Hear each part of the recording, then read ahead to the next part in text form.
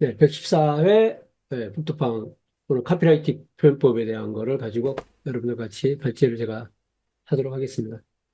이 책을 제가 선택한 거는 이제 같이 요즘 매주 일주일에 한 번씩 어, 퍼널 마케팅 관련해 가지고 이제 어, 스터디를 하는 그룹들이 있습니다. 근데 거기에서 어, 계속 이제 퍼널 마케팅을 연구를 하면서 중요하게 나오는 부분이 뭐 퍼널 공부를 하다 보면 결국은 이제 뭐 리드 마그넷 같은 이북도 만들어야 되고 그다음에 그 광고 뭐 카피하는 것도 기본이고 그다음에 그 후속 퍼널로 갖고 또 메일 마케팅 하는 것도 결국 컨텐츠를 가지고 계속 컨텐츠를 만들어야 되는 게 되게 사실은 이제 궁극적으로 마지막 단계에서 제일 중요한 요소가 되는 것 같아요. 그래서 거기서 이제 카피 관련된 것들 그다음에 아니면 스토리 관련된 이야기를 많이 다루고 있는데 거기에 이제 카피라이팅 쪽으로 좀 전문적으로 잘 하고 있는 담당 분께서 추천을 해주셔가지고 이 책을 선택을 하게 됐습니다. 이 책은 내용적으로 사실 이제 최 교수님 말씀드렸지만, 어, 그렇게 어려운 내용들도 아니고 복잡한 내용도 아니에요. 근데 이제 제가 이제 이 책을 선택하게 된 거는 뭐냐면은, 뭐 저도 지금 개인적으로 카피 관련된 책만 하더라도 집에 지금 갖고 있는 것만 한 7권이 넘는 것 같아요. 카피라이팅 관련된 책에. 그런 책들 대부분 보면은, 카피를 어떻게 쓸 것인가라는 것들, 어떻게 전달할 것인가에 거의 초점이 맞춰져 있거든요. 소비자들이 반응하는 카피를 그럼 어떻게 카피를 쓰는 것이냐라는 거에 초점이 맞춰져 있는 것 같아요. 그래서 그런 거 위해서 여기서는 이제 근본적으로 그 카피를 쓰기 전 단계 고객한테 어떻게 내 생각을 전달할 것이냐라는 표현법에 대해서 내가 스스로 표현법을 향상시킬 수 있는 그리고 그 생각을 언어화시키는 표현 트레이닝이라는 것들에 초점이 맞춰져 있어서 어, 지금까지 카피책과 또 다른 거는 어떤 어, 컨셉들을 가지고 있는 거고 저도 이제 이런 부분을 가지고 한번 트레이닝을 한번 해보면 좋겠다라는 생각을 가져서 이 책을 선택하게 됐습니다. 첫 번째 장은 사람들은 전달보다는 표현력으로 평가받는다라는 부분입니다. 그러니까 결국 우리가 이제 일상적으로 살아갈 때 직장 생활을 하게 되면 뭐 그런 제안서부터 시작해서 프레젠테이션 이런 표현하는 과정들에 대한 것들이 사실 수없이 많이 우리가 겪게 되는데요. 이런 부분에서 이제 과연 그 표현력이란 무엇이냐라고 이야기를 할 때, 근데 저자가 이야기하는 거는 말을 잘하는 것, 뭐 글쓰기를 잘하는 것 자체가 그것만을 의미하는 것들은 아니다고 이야기를 하는 겁니다. 그래서 표현력은 머릿속에서 생각하고 있는 어떤 이미지, 그게 또 심지어는 뭐 무의식 속에 잠재되어 있는 것들을 구현해내는 것을 표현력이라고 이야기를 합니다. 그래서 어렴풋한 이미지란 뭐냐면 그렇게 머릿속에 우리가 일상적으로 생각을 하고 있지만 그걸 말로 만들어내고 언어로 만들어내지 않음으로 인해서 막연한 그런 감각이나 개념들을 이야기를 하는 거고요. 그다음에 이제 이런 부분들에 대해서 우리가 일상을 살면서 뭐 생각을 하고 있는데 이걸 어떻게 꺼내야 되는 거에 대한 거를 잘 모르는 게 너무 많다라고 이야기를 하고 있습니다. 그래서 그런 걸 도와주는 책이라고 이야기를 하고 있고요. 뭐 누구나 한 번 접하는 회의 때나 아니면 어떤 이런 컨셉 회의 때 질문을 하게 될 때 거기에 대해서 자기 의견이나 생각들을 술술술 꺼내는 게 제일 너무 어려워하고 있는 부분들이 대부분 겪는 것 같다는 그런 부분을 이야기를 하고 있습니다. 그래서 바로 이게 이제 머릿속에 어렴풋한 이미지를 언어로 구현해내는 것, 이 부분을 이제 어떻게 할 것인가라는 걸 표현력이라고 이야기를 하고 있습니다. 그래서 언어 소통을 위해서는 두 가지가 중요한 건데 결국 무엇을 말할 것인가와 어떻게 말할 것인가라는 두 가지 부분인데 지금까지 대부분 카피라이팅 책들은 어떻게 말할 것인가라는 것들에 대한 스킬들, 방법들을 제시해 주는 거라면은 이 책에서는 그 어떻게 말하는 거에 더 근본적인 무엇을 말할 것인가라는 부분에 대해서 표현법을 만들어내는 거라고 이야기를 하고 있습니다. 그래서 언어에서 소통에서 무엇을 말할 것인가에 대한 거를 표현법이라고 이야기를 하고 있고요.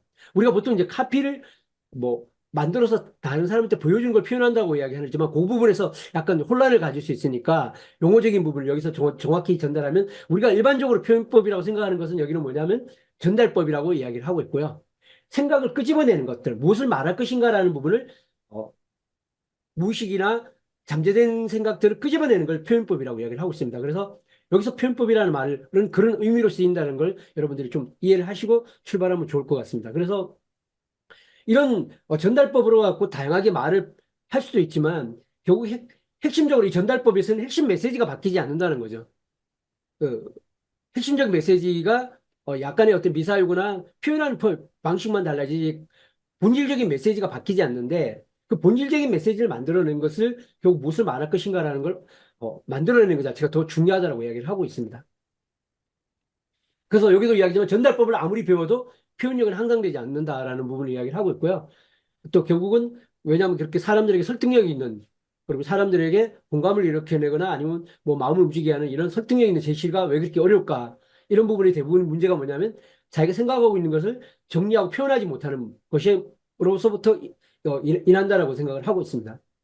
그래서 무엇을 말할 것인가는 결국 스스로 정리하지 못하고 표현하지 못하는 그런 문제에서부터 비롯됐다라고 얘기를 하고 있습니다. 즉, 표현법은 무엇을 말할 것인가, 즉, 언어하지 않은 채로 있는 것을 언어화시키는 것들을 이야기를 하고 있습니다.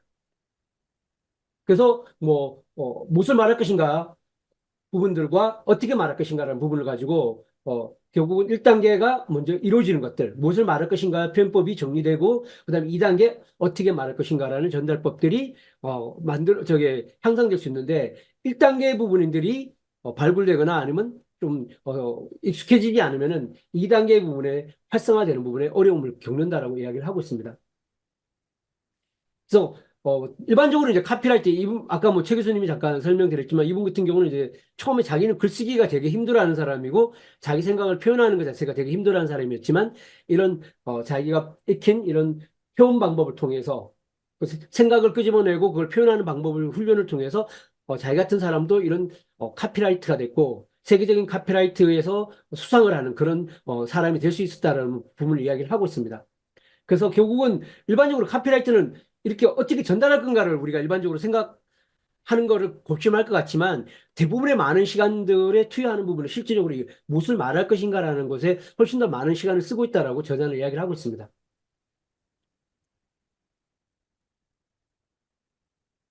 즉, 카피를 만들 때 이런 새로운 관점이 바로 무엇을 말할 것인가라는 부분에서 결국 나오는 것들이고, 내가 생각하지 않은 새로운 관점들을 제시하는 것들인데, 그런 새로운 관점들이 바로 무엇을 말할 것인가라는 부분에서 출발된다라고 이야기를 하고 있습니다.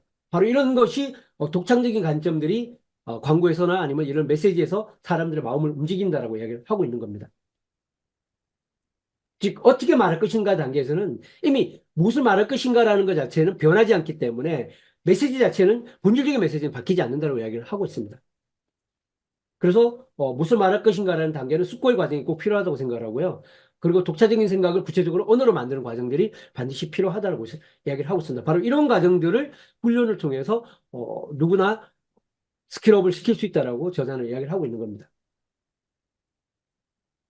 그리고 여기서 말하는 무엇을 말할 것인가가 결국은 소통의 핵심이라고 이야기를 하고 있습니다. 자, 이런 특히 이제 비대면 환경에서 더욱더 이제 이런 역량이 중요해졌다는 부분을 이야기하고 있고요. 자, 제 2장입니다. 이렇게 표현하면 표현력을 기를 수 있을까? 어떻게 하면 표현력을 기를 수가 있을까라는 부분인데 이제 저자도 뭐 이야기를 하고 있습니다. 뭐 본인 스스로가 글재주가 없다라고 그걸 늘 어려워했다라고 이야기를 하고 있습니다. 하지만 이런 카피라이터가 자기전도 됐다라는 부분들이고요. 말을 잘하는 것과 즉 표현력은 다른 문제라고 이야기를 하는 겁니다. 말을 잘하는 타고난 부분들 가지고 이렇게 사람들이 말을 잘하는 부분하고 이 표현력을 잘 만들어내는 능력하고는 다른 거라고 이야기를 하고 있습니다. 즉 일반적으로 말을 잘한다는 것은 어떻게 말할 것인가라는 걸 잘하는 능력이 해당되는 거고 바로 더 본질적인 것들은 언어화를 하고 좀 더 창의적이고 사람들에게 뭔가 변화를 줄 수 있는, 아니, 어, 감동을 줄 수 있는 부분들은 바로 무엇을 말할 것인가에 해당되는 부분인데, 이 무엇을 말할 것인가라는 부분들은 스스로가 타고나지 않더라도 발굴과 연습을 통해서 충분히 스킬업이 될 수 있다라고 이야기하는 게 저자의 이야기라고 볼 수 있습니다. 즉, 표현력이 길러지는 환경을 만들어야 된다고 이야기를 하고 있고요. 그런 환경이 결국은 계속 자기 생각과 무의식에 있는 생각들을 끄집어낼 수 있도록 환경을 조성하고 훈련하는 과정들이 필요하다는 걸 이야기를 하고 있습니다. 즉, 이 표현력의 재능은 특별한 사람만이 능력이 아니라 누구나 기를 수 있는 능력이다라고 자기 자신을 하나의 어떤 예를 들어서 저자는 이야기를 하고 있습니다. 자, 이건 예를 들은 겁니다.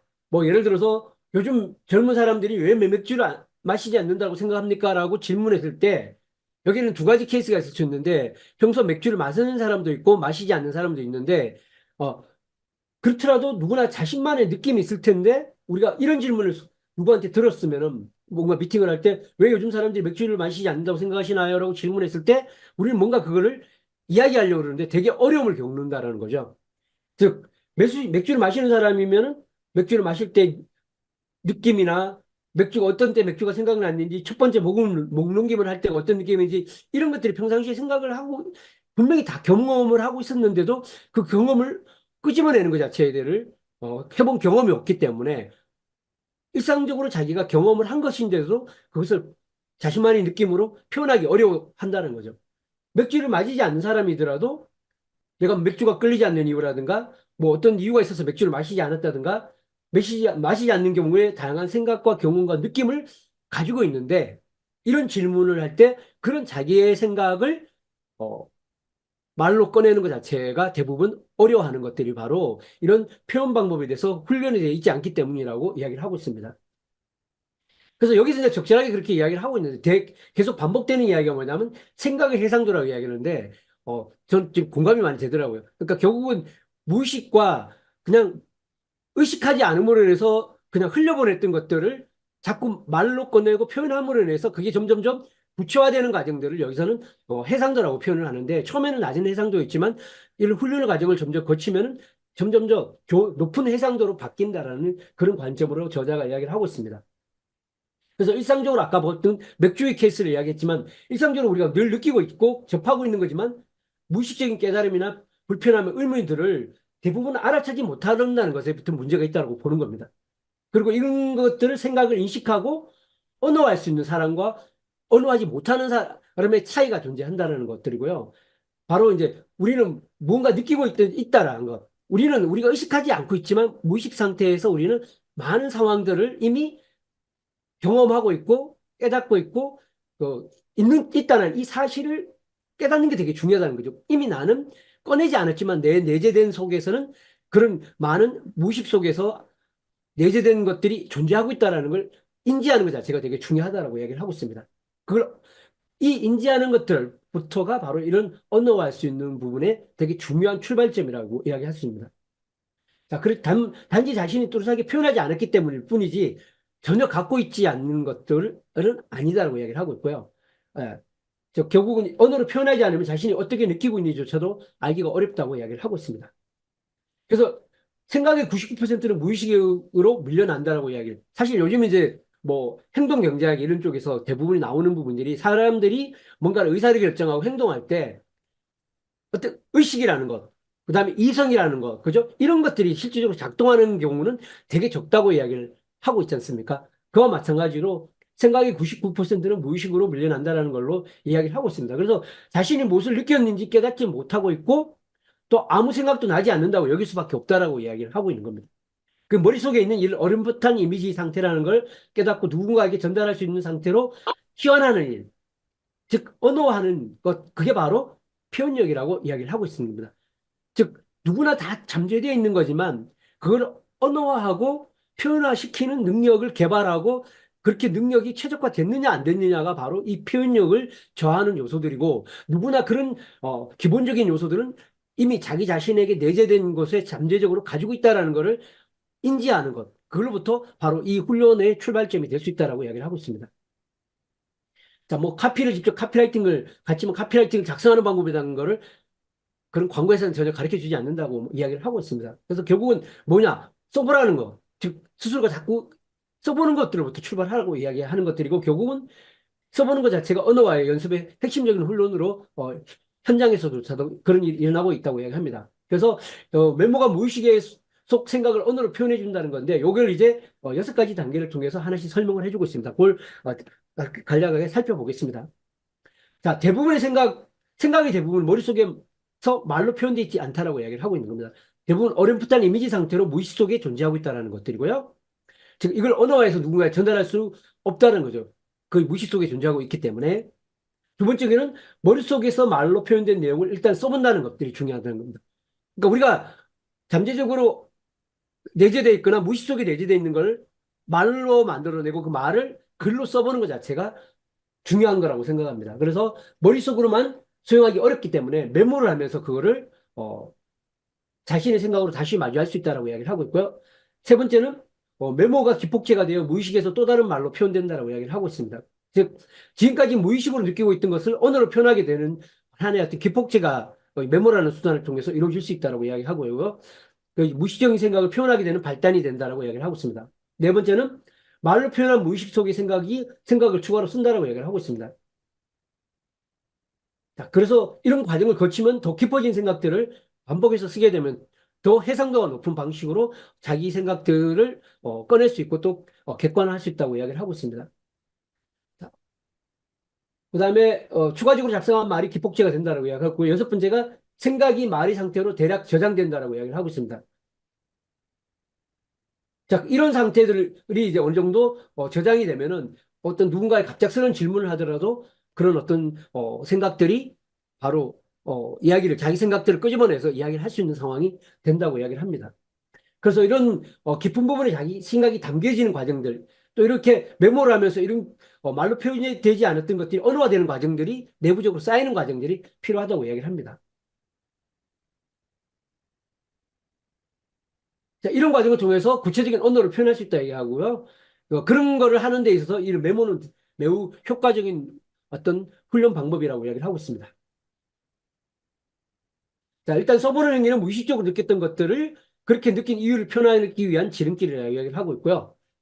자, 그래서 여기 앞에 이제 지금부터 좀 비슷한 거는 바로 넘어가겠습니다. 그래서 이렇게 언어할 수 있는 부분을 무의식 속에 표현 저장고가 채워나가는 과정이라고 이야기를 합니다. 이런 훈련을 통해서. 자, 교공 속도가 깊이로 이어진다라고 이야기합니다. 그래서 저자가 제시하는 방법들은 빠른 시간, 메모를 빠른 시간 내에 자기의 잠재되어 있는 생각들을 꺼내는 것을 이야기를 하는데 제한 시간을 2분으로 설정을 했습니다. 그래서 2분으로 설정한 이유는 일단 집중할 수 있는 환경을 만들어야 된다는 것들 때문에 있고요. 그다음에 이제 어, 뭔가를 제일 느긋하게 생각을 하려고 그러면은 생각들이 오히려 더 잘 안 나기 때문에 집중하고 빠르게 뭔가 급하게 뭔가 할 수 있는 그런 환경들을 일부러 만들기 위해서 이 작성하는 걸 한 2분의 시간으로 제한을 하고 시작을 한다고 이야기를 합니다. 그래서 누구나 자신만의 가짐을 가지고 있다는 것을 단지 깨닫지 못할 뿐이지 누구나 할 수 있다는 걸 강조하고 있습니다. 자, 3장입니다. 종이 한 장으로 끝내는 표현력 트레이닝이라고 합니다. 여기서 이제 핵심적으로 하고자 하는 건 이 표현력 트레이닝을 어떻게 할 건가라는 부분을 이야기를 하고 있습니다. 그래서 여기서 그런 이야기를 합니다. 이 책을 읽기만 해도 표현력이 곧장 좋아질 수 있다는 책은 아무래도 거짓말에 갈 가능성이 높다라고 저자는 이야기를 하고 있습니다. 그래서 뭐냐, 이 표현력이란 건 사고력도 기술이 아닌 능력이 범죄에 속한다고 이야기를 하면서요. 이게 표현력도 사고와 똑같다라는 거죠. 사고도 결국은 계속 사고의 능력을 향상시키는 것들, 그죠? 그런 능력을 향상시켜야 되고 개발해야 되는 것처럼 표현력도 이런 사고와 똑같은 거라고 저자는 이야기를 하고 있습니다. 그래서 이런 훈련을 한 2주만 집중적으로 하더라도 자신이 발전한 자신을 볼 수 있고요. 하루에 2분씩 3장 정도 총 6분만 하려 하더라도 이런 효과를 얻을 수 있다라고 저자는 이야기를 하고 있습니다. 이런 표현력을 기르기 위한 메모 방법인데 일단 이런 수첩을 쓰지 말고 그냥 A4 용지를 쓰라고 이야기합니다. 그래서 A4 용지 쓰는 거는 공간이 충분하고 또 그다음에 생각을 충분히 쓸 수 있는 여백들이 있기 때문이라고 이야기를 합니다. 특히 이제 이런 트레이닝을 할 때 핵심적인 중요한 건 뭐냐? 이걸 할 때 정답은 없다라고 하는 겁니다. 그러니까 내 생각을 끄집어내는 게 핵심이기 때문에 정답을 뭔가 찾는 것들이 아니다라는 이야기를 하고요. 일단 써보는 얘기가 가장 중요하다고 이야기를 하고 있습니다. 그래서 어, 기록한다라는 개념이 아닌 사고를 심화해내는 과정이라는 것들이라고 저자는 이야기를 하고 있습니다. 그래서 이거 하는 방법은 뭐냐? 첫 번째 뭐냐면 F4용지를 꺼낸 다음에 제일 위에 질문을 하나 F4용지 제일 위에 한 장을 줬고 거기다가 네모에다가 네모를 치고 됩니다.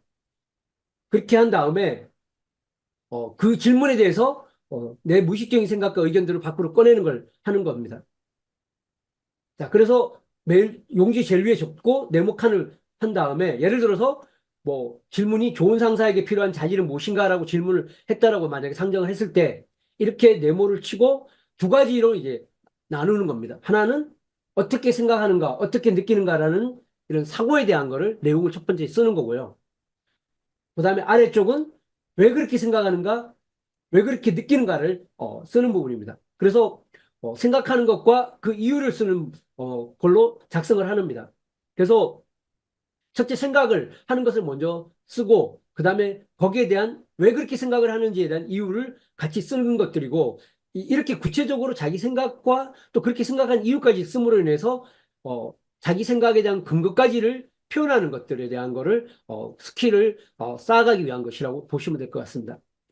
그래서 뭐 예를 들어 좋은 상사에게 필요한 자질은 뭘까라고 했을 때 첫 번째 어떻게 생각하는가 했을 때 뭐 예를 들어서 팀원의 의견을 귀담아 듣는 자세라고 만약에 썼다 그런다면은 그리고 거기에 대해서 하나로 끝나는 게 아니라 그 팀원의 의견을 귀담아 듣는 자세와 관련되어서 그러니까 그게 무슨 일이야? 라고 라는 이런 이거는 뭐냐 해상도를 높이는 과정 이 떠오른 생각들을 좀 더 구체화시키고 구체화시키는 과정들을 여기서는 이제 해상도를 높이는 과정이라고 이야기를 하고 있습니다. 그러니까 그게 무슨 말이야? 라는 형태를 통해서 팀원의 의견을 귀담아 듣는 자세라고 했을 때 그러면 상대방의 의견을 부정하지 않는 자세 또는 상대방의 나이와 경험력으로 판단하지 않는 자세, 그다음에 상대방의 관점으로 존중하는 자세. 아까도 말씀드렸지만 이게 정답이 있는 게 아니라고 이야기를 하는 겁니다. 자기가 느끼는 거, 자기가 경험한 걸 그냥 꺼내면 되는 겁니다. 그렇게 이렇게 사고하는 것, 어떻게 생각하는 거, 왜 어떻게 느끼는가를 질문을 가지고 꺼내고 질문에 대한 답을 꺼내고 거기서 연상작용으로 그러니까 그게 무슨 말이야라는 걸로 세 가지 정도를 더 서술하는 작업을 해보는 겁니다.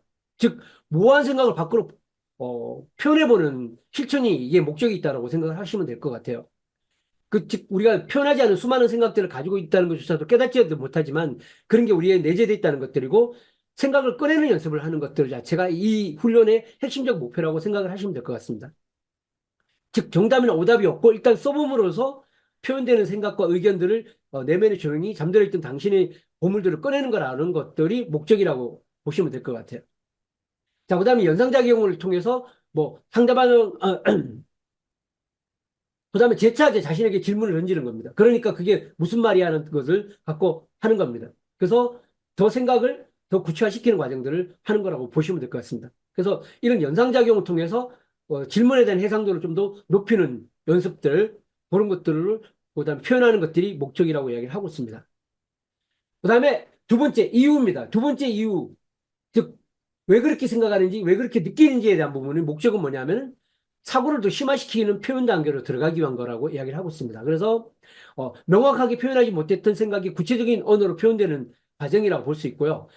왜 그렇게 생각하는지, 왜 그렇게 느끼는지에 대한 거를 결국은 자기의 생각에 대한 걸 뾰족한 답이 잘 떠오르지 않는 부분을 더 구체적인 질문을 통해서 꺼내는 라는 거라고 보시면 될 것 같아요.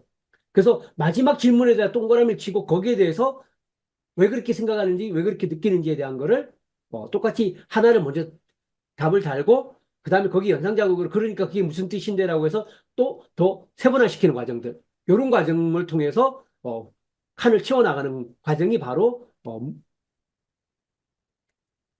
메모법을 통해서 자기 생각과 이유를 꺼내는 방식에 대한 가장 기본적인 설명이라고 보시면 될 것 같습니다. 앞에서 이야기했지만 연상작용은 그러니까 그게 무슨 말이야? 이런 식으로 이제 생각을 심화시켜 보는 거라고 이야기를 하고요. 그렇게 할수록 밑으로 갈수록 좀 더 언어에 대한 것, 생각에 대한 해상도를 높일 수 있다고 이야기를 합니다.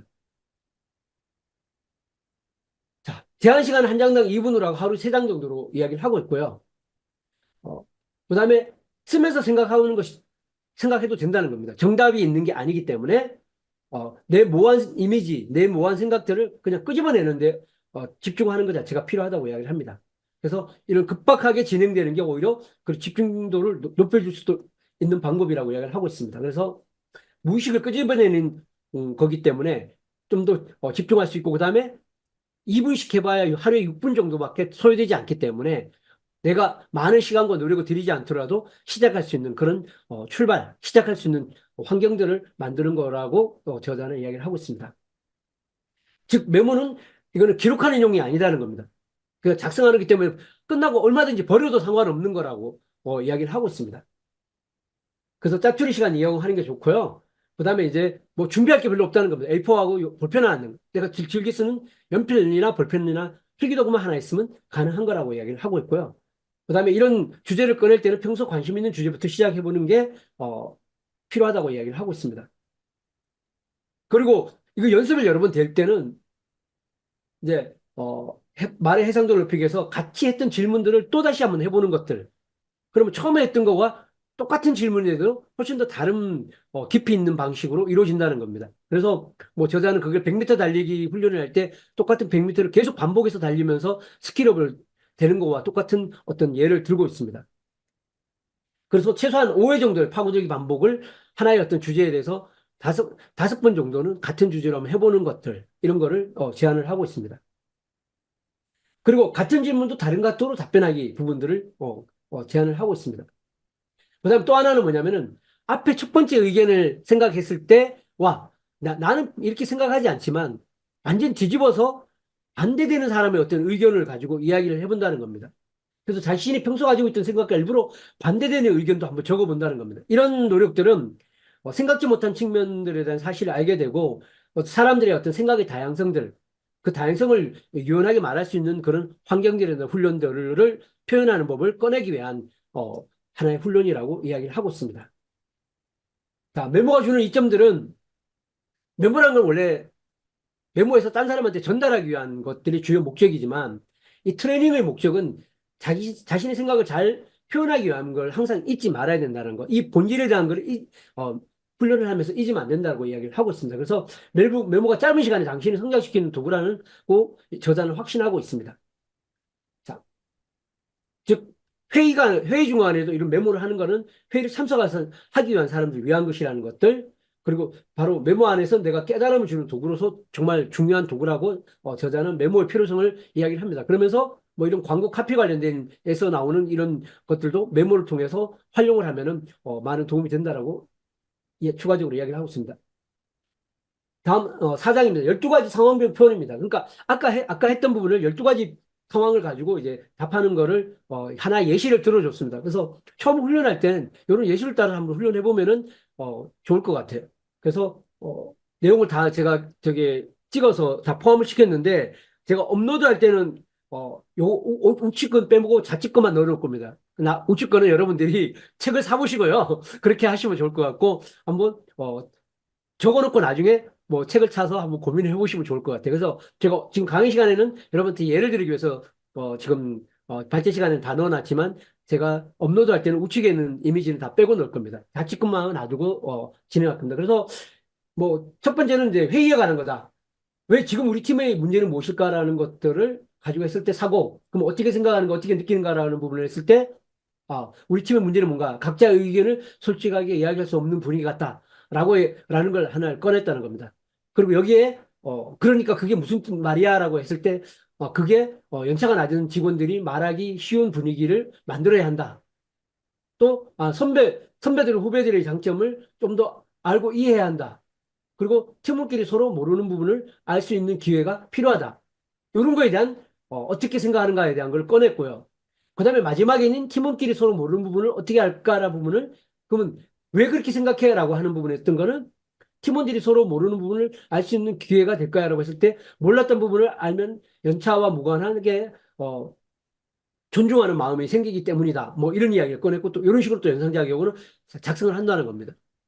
자, 그래서 뭐 이런 거는 한번 어, 아까 말씀한 거의 핵심이 뭐냐면 정답을 찾는 게 아니고 정답이 있는 게 아니고 내 생각들을 꺼내는 거기 때문에 훈련을 하는 게 중요한 거라고 저는 생각을 합니다. 이런 식으로 생각하고 훈련하는 것들을 되풀이 해보는 게 중요한 것 같습니다. 자, 두 번째는 팀을 어떻게 관리하면 좋을까라는 겁니다. 팀을 어떻게 하면 좋을까라는 거에 대한 보는 이 리더십과 관련된 건데요. 그럼 사고 어떻게 생각하는가 했을 때 먼저 팀원이 이야기를 귀담아 듣는 자세가 필요하다. 그다음에 그러면 그게 그러니까 그게 무슨 말이야? 라는 관점에 봤을 때 팀원들에게 업무를 이름하고 지원을 아끼지 않는다는 말이야. 실패를 두려워하지 말고 도전을 허락한다. 세 번째 팀원의 자주성을 존중한다. 그러면 이 자주성을 존중한다라는 그게 왜 그렇게 생각하는데 했을 때 자주성이 팀원의 성과로 이어지기 때문이야. 라고 다시 그러니까 그게 무슨 말이야? 라고 또 연상장을 가지고 이렇게 연속적으로 해보는 겁니다. 그 다음에는 클라이언트의 고민을 어떻게 해결할까? 라는 부분이다. 그러면, 어, 어떻게 생각하는가? 본질적인 문제가 무엇인지부터 확인해야 된다. 라고 이야기를 했고요. 그러면 본질적인 무엇인지를 파악한다는 게 그게 무슨 말이야? 라고 했을 때, 본질적인 문제를 해결하기 위해 방안을 생각해야 돼. 클라이언트의 잠재적인 니즈가 무엇인지 생각해야 한다. 고민의 근본적 원인을 생각해야 한다. 라고 한 다음에, 그러면 이것에 왜 그렇게 생각하는가라는 이유에 대해서 고민의 실체는 보이지 않는 곳에 있기 때문이야. 그럼 그게 무슨 말이야? 했을 때 클라이언트 자신도 깨닫지 못하는 경우가 많아. 뭐 이런 식으로 이제 연상작용을 해 나간다라고 예를 들고 있습니다. 자, 그 다음에 몇 가지까지는 제가 해드릴게요. 뒤에 받지 않은 내용들이 뭐 그렇게 특별한 내용이 있지는 않아요. 요 내용이 사실 핵심이라고 보시면 되기 때문에 요 부분들을 한번 살펴보고 뒷부분을 가볍게 제가 받지 않은 거로 마무리를 할게요. 자, 그 다음에 이 기획의 핵심은 무엇입니까? 라고 했을 때, 뭐, 이 기획의 핵심은 무엇이냐? 어떻게 생각해? 라고 했을 때, 클라이언트 문제를 해소할 수 있다. 그러면, 그러니까 그게 무슨 말인데, 문제의 본질에서 벗어나지 않도록 주의했다. 니즈에 벗어나지 않도록 주의했다. 니즈를 반영하고 부가치를 더했다. 근데 니즈를 반영하고 부가치를 더했다라는 걸 왜 그렇게 생각하는가? 했을 때 클라이언트의 니즈가 반영되지 않는 차별화는 의미가 없기 때문이야. 뭐 그러니까 그게 무슨 말이지? 이런 식으로 지금 연결을 한다라고 이야기를 하고 있습니다. 처음에는 이런 걸 우리가 프레임워크라고 그러잖아요. 그죠? 프레임워크에 맞춰서 뭔가 처음에 사고를 하는 게 되게 어려워요. 근데 그게 익숙해지면 정말 퍼포먼스가 나는 것 같아요. 저 같은 경우는 이제 마케팅 설계자나 브랜드 설계자나 트래픽 설계자를 보면은 마케팅 설계자에서는 한 18가지 프레임워크가 나와요. 브랜드 설계자에도 또 꽤 많은 프레임워크가 나오는데 이 프레임워크가 처음에는 내게 아니기 때문에 되게 낯설거든요. 근데 제가 그 익숙해지는 순간 뭔가 컨텐츠를 만들 때 훨씬 더 쉽게 훨씬 더 풍부한 아이디어를 가지고 프레임워크를 활용해서 컨텐츠를 만들 수 있더라고요. 저는 그래서 이런 카피라이팅에 지금 제가 보여드리는 게 처음에는 낯설어요. 왜? 제가 생각하는 방식이 아니기 때문에, 익숙하지 않기 때문에. 그렇지만, 이런 사고방식의 틀을 내가 조금만 익숙해지면은, 이걸 나의 생각을 끄집어내는데 정말 도움이 될 수 있다는 걸 저는 확신을 해요. 왜? 저는 이미 마케팅에서 그런 프레임워크를 활용하는 부분들을 많이 써봤거든요. 우리가 마케팅 처음 배울 때 뭐, 3C 분석, 4P 분석, STP 분석, 그죠? 포지셔닝, 차별화, 이런 거다 처음에 되게 낯선 거지만 마케팅 계획 수립할 때 그 관점에서 쫙 풀어내면 얼마나 빨리 그게 목표를 정리되고 꺼낼 수 있습니까? 그거 똑같은 거라고 저는 생각해요. 그런 걸 우리가 프레임워크라고 그러는데 바로 이런 것도 그런 부분에서 카피라이팅의 내 표현법을 강화시킬 수 있는 프레임워크로 저는 큰 의미가 있다고 저는 생각을 합니다. 저부터도 그래서 이걸 가지고 한번 훈련해 볼 생각입니다. 자, 그 다음에 한번 볼까요? 이 기획의 핵심은 무엇인가? 이건 아까 봤죠? 그 다음에는 내용이 잘 전달되는 기획서를 작성하려면 어떡하지? 라고 했을 그 그럼 어떻게 생각하는가 할 때 제대로 된 스토리가 있는 기획서여야 돼. 그러면 그러니까 그게 무슨 말이야? 전달되는 순서를 고려해야 돼. 처음에 무엇을 말하고 다음에 무엇을 전달할 건지 연결고리를 생각해야 한다. 읽는 사람의 입장이 되어서 스토리를 생각해야 한다. 왜 그렇게 생각하는데? 사람들은 그 스토리를 연결고리가 있어야 납득하기 때문이야. 그러니까 그게 무슨 말이야? 이런 식으로 한번 쭉 적어 나간다고 이야기를 하고 있습니다. 자, 그 다음에는 어떻게 하면 작업 속도를 높일 수 있을까? 부분입니다. 어떻게 하면 작업 속도를 높일 수 있을까? 그 어떻게 생각하는데 본인 업무 중에서 쓸데없는 일을 찾는다. 무의식으로 자료나 메일 문서를 몇 번이고 해서 확인하지 않는다. 이런 걸 해서 자료나 메일 확인을 일을 한정한다. 왜 그렇게 생각하는데 단 한 번 한정하면 업무 처리 속도를 높일 수 있다. 그러니까 그게 무슨 말이야? 자, 이런 식으로 연상을 해서 가는 방법을 이야기를 하고 있습니다. 지금이 36분이네요. 자, 그러면 넘어가고, 이 부분은 여러분들 제가 자료를 업로드를 시켜드릴 테기 때문에, 그걸 참조하시면 될 것 같아요. 자, 말의 해상도를 높이는 카피라이터 습관입니다. 자, 5장이 마지막 장이에요, 5장이. 오늘 생각보다 빨리 끝나겠습니다. 자, 자신의 경험에서부터 출발하는 거죠. 앞에서 썼던 것들, 이야기들. 전혀 새로운 걸 갖고 이야기하려면 사실 어렵잖아요.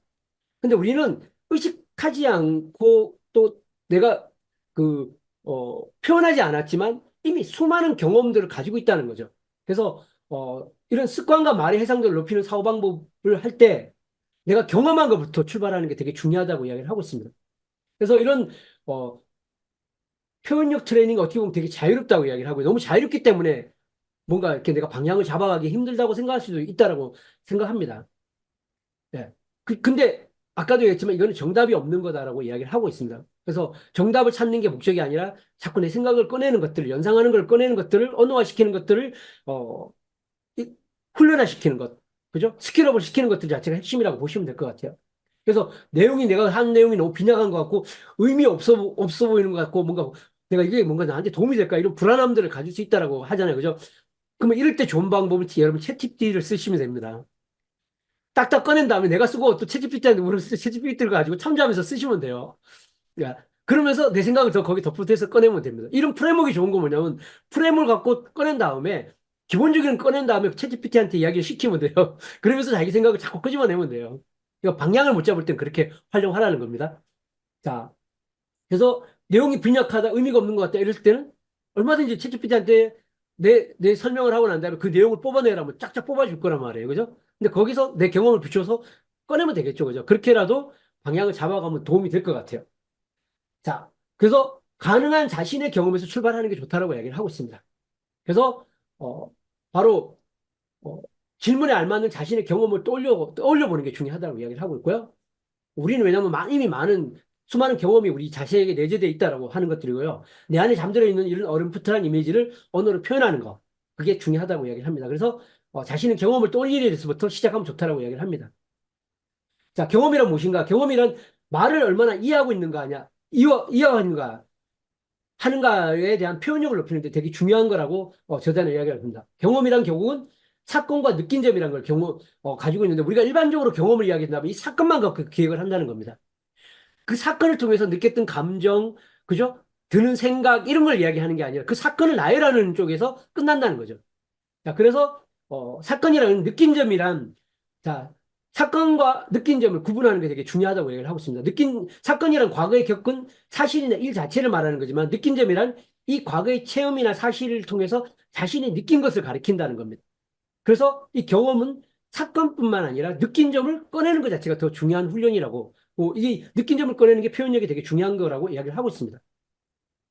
그래서 사건은 프리젠테이션 전에 팀회의를 가졌다는 거라면은 느낀 점은 팀장의 발언을 팀장이 발언을 독점해서 팀원들 간의 소통이 부족했다. 이게 오히려 더 느낀 점이라고 이야기를 하는 겁니다. 그래서 느낌은 지금까지 당신이 못마땅하게 생각했던 팀의 문제점을 표현하는데 훌륭한 재료가 된다라고 이야기를 하고 있고요. 사건과 느낀 점을 함께 생각해야 비로소 좋은 생각이 완성된다라고 이야기를 하고 있습니다. 자, 그래서 두 가지를 이야기를 하고 비교를 하고 있는 겁니다.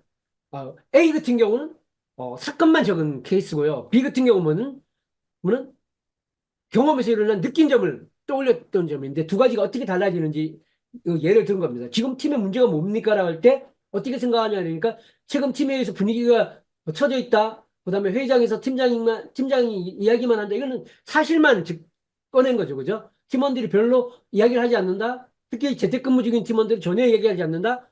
사건만 이야기한 거, 사실만 이야기한 거잖아요. 그죠? 근데 여기서는 어떻게 이야기했느냐?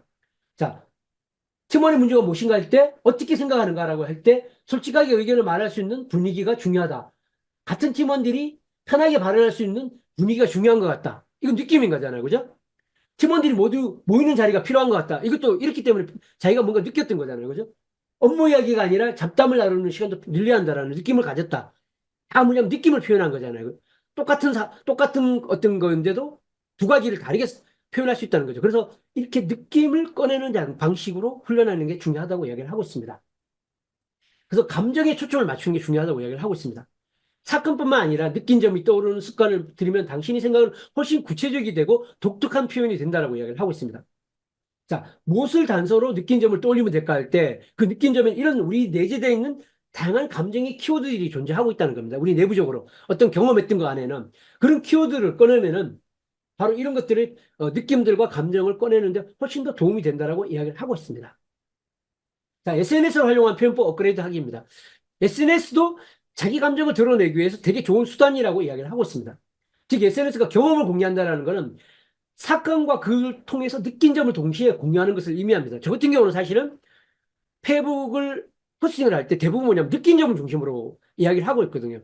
사진을 찍고 난 뒤에 이 사진을 언제 찍었고 어떻게 찍었고 왜 찍었고 그런 이야기는 전혀 하지 않아요.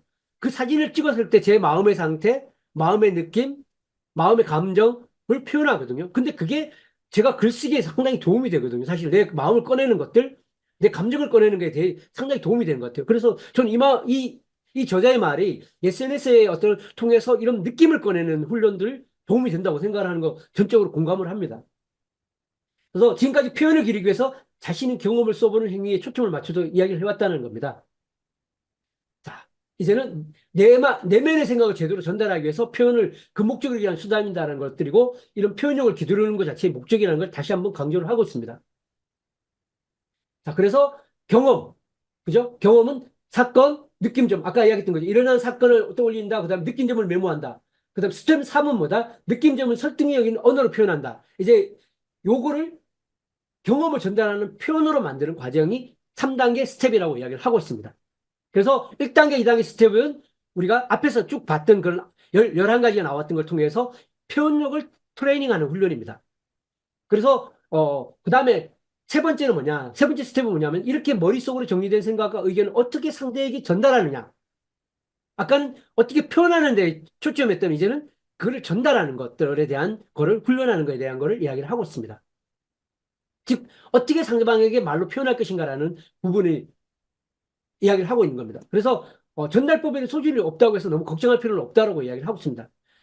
본질적인 거는 뭐냐? 이 표현법이 내가 훈련이 되게 되면은 그 표현법에 대한 기본적인 생각은 달라지지 않지만 결국 발언자가 생각하는 의견이나 이것은 담겨져 있기 때문에 그 전달법은 얼마든지 나중에 제대로 전달할 수 있는 것은 만들어갈 수 있다는 겁니다. 표현법만 제대로 막 꺼낼 수 있다면, 표현해낼 수만 있다면 이 전달법을 통해서 제대로 그것을 독자들한테 아니면 고객들한테 전달할 수 있는 건 가능하다라고 저자는 이야기를 하고 있습니다. 그래서 표현법이 제대로 만들어진다면은 전달법은 소질이 없더라도 충분히 그 방법을 만들어낼 수 있다고 이야기합니다.